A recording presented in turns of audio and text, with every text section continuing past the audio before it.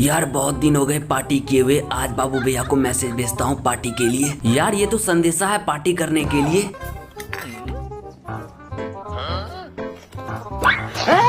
साले तुझे क्या लगा मुझे पता नहीं चलेगा? यार चंपा चलो 3 चैलेंज वाला टास्क करते हैं। चल देखती हूँ तू कैसे जीतता है आज। अब इससे निकाल के दिखा इस लकड़ी को। यार कैसे निकालूं अरे आइडिया।